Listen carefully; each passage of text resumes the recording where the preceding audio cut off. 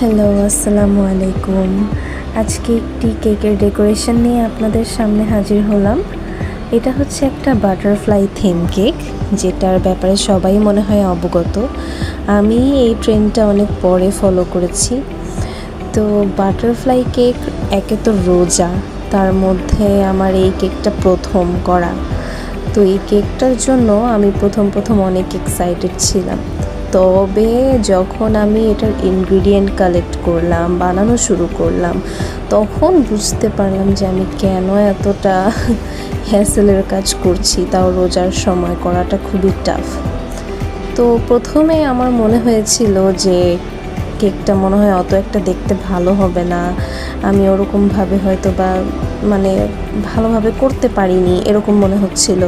কিন্তু সবাই আমাকে সেটা বকা দিয়ে বলে যে অনেক সুন্দর হয়েছে তোমার কেক, তুমি একটু বেশি বেশি বলো, তোমার কেক এমনিতেই অনেক সুন্দর লাগতেছে, খেতে মজা হয়েছে। এটা ছিল 1 পাউন্ডের একটা moist cake, chocolate moist cake.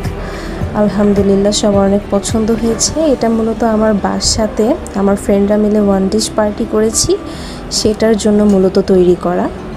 তো কেকটার ফিনিশিং আমি এখন দিচ্ছি, আর বাটারফ্লাই থিম কেকের ফিনিশিং দেওয়াটা একটু টাফ। তো তাও আলহামদুলিল্লাহ আমি খুব পারফেক্টলি সব কিছু করেছি।